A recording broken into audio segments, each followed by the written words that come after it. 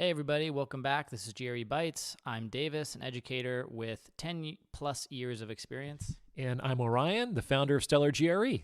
We're here once again to bring you your weekly bite-sized episode on grad school admissions and GRE prep.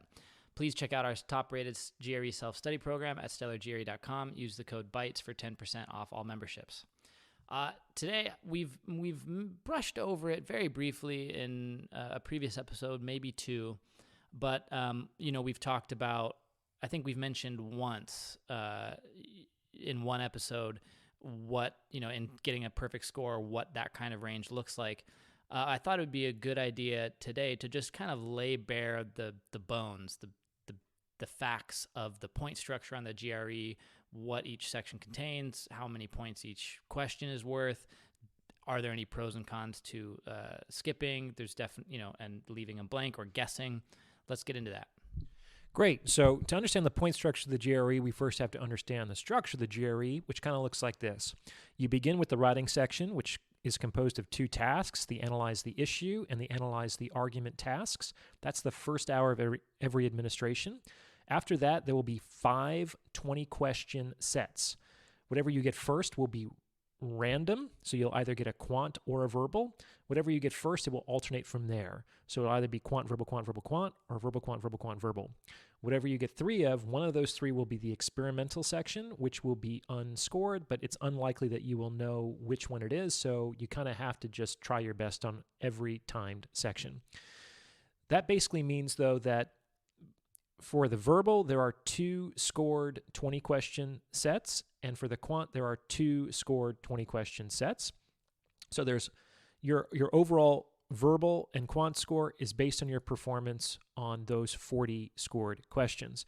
The test is also adaptive. Unlike the GMAT, it's adaptive by section, which means how you perform on, say, the first scored verbal section will determine the relative difficulty level of the second scored verbal section. There are 3 different second sections you can encounter. We can call them an easy, a medium, and a hard. To get into the top percentiles of scores, you need to have provoked the hardest second section for both the verbal and the quant. So 40 points each for verbal and for quant. So 80 points total in terms of your overall score at the end. And you want to get, basically, in order to tap into those hardest sections, you basically, on your first verbal, on your first quant section, you want to get 20 out of 20? You don't have to. So the thresholds for provoking the hardest second sections are slightly different. For example, to provoke the hardest second quant section, you need to answer at least 15 questions correctly on the first graded quant section. On the verbal, I think you need to answer 14 questions correctly. Great. That's helpful information. And then those first 2, writing sections, how many points each are those? So before I answer that question, let's talk about what points are, because there's actually 3 different scores associated with the GRE. There are raw scores, there are scaled scores, and there are percentiles. So, for example, just a few moments ago, you talked about how there are like 40 points for the verbal section, 40 points for the quantitative section, etc. We can call those the raw scores. Raw scores are the sheer number of questions you answer correctly. 1 point per question. Exactly, 1 point per question. This is really important to understand. Hard questions are not worth more points than easy questions. Questions that take you longer are not worth more points than questions that don't take you as long. Every question within the verbal and quant sections is worth the same 1 point. And those are your raw scores. The issue is you actually are never told what your raw scores are. Students don't see their raw score on their score report.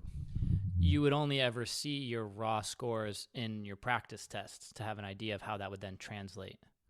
That's correct. So the easiest way to track your own progress as you're preparing for the test is to track your raw scores, the sheer number of questions you're getting right within the time limit. And obviously that should be going up.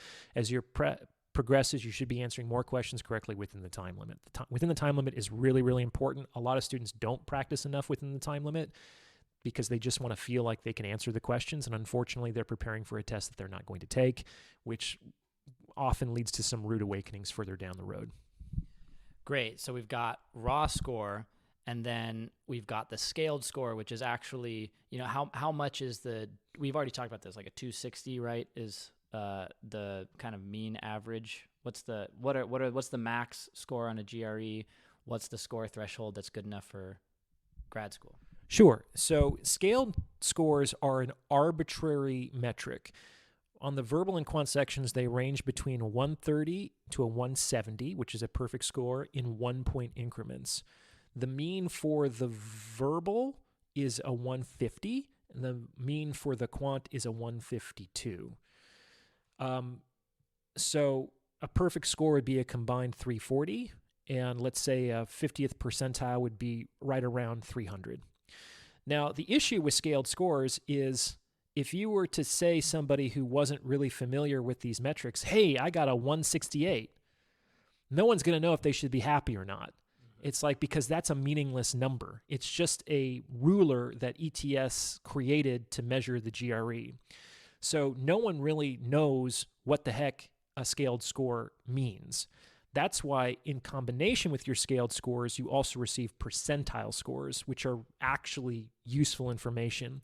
Your percentile scores will tell you the proportion of folks who took the same version of the test that you scored better than.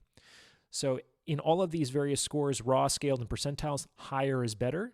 If you were to get a 50th percentile score, for example, that means you're right in the middle. Half the people who took this test scored lower than you, half the people scored higher than you. The 90th percentile, 90% scored lower than you. So that's a really impressive score there. You're outperforming 90% of the people around the world who are trying to become doctors. Okay? With the writing section, there is no raw score. The scaled score ranges from 0 to 6 in half-point increments. And again, that's a totally arbitrary metric. And so the percentiles are really the useful information. No, that's helpful. So just for people to understand, right, if I'm remembering this correctly and you're reminding me, 260 is the lowest possible combined scaled score, and 340 is the highest possible scale score. Mm-hmm. But again, unless you're very familiar with the point structure of all these, which if we're tracking our raw score during practice tests, we might have more familiarity than others, but the percentile is really going to be what we're looking at. And that's the information that's going to come from an admissions office when they say, this is the average score of people that get into the program, if I remember correctly.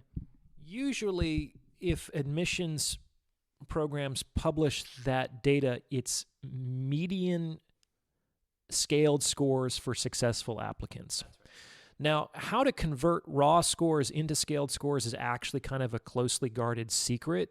ETS clearly has some kind of equation where you get more points by provoking harder second sections, for instance, but they don't publish this equation, obviously. I've been able to more or less reverse engineer what I believe to be something plausible by examining the relationship between raw and scaled scores using the freely available Power Prep practice tests distributed by ETS. And I have created my own equation based on my best guess on what ETS does within the Stellar system. So you can see your raw scores when you're taking your practice tests on Stellar GRE, and we'll also convert them into scaled scores. Converting scaled scores into percentiles is also freely available. Just Google GRE percentiles, and like the first thing that pops up will be a PDF document published by ETS, which will on page 2 contain a table converting scaled scores into percentile scores. And so that's not a mystery, but it is a mystery kind of how you go from raw to scaled scores. No, that's really helpful. And one quick note, I didn't realize how much there is to get into for if you have a technical mind to really understand the bones of this. So one thing that everyone should know is that there is no penalty for an incorrect answer. So, and we've talked about skipping questions, going through first pass, second pass, coming back. But the ideal is that every question has a checked answer when you've finished that session. That's right. We say that there's no guessing penalty. That's what that's called in psychometrics. unlike the SAT, where there is a 1/4 point penalty for getting a question wrong, the GRE, there is no penalty for answering a question incorrectly, which basically means that you should put in an answer for every single question, even if it's just a wild random guess, because why not? That's great. If you have any more questions about that, please shoot us an email at stellargre@gmail.com. We'd be happy to discuss this question or any others in future episodes. Thanks, everybody, for tuning in. We'll be back next week for another bite-sized episode. And if you want to take your prep to the next level and be able to get Orion's personalized equation for a scaled score, which is very close to what we see coming out of ETS, check out our top-rated GRE self-study program at stellargre.com. Use the code BITES for 10% off all memberships.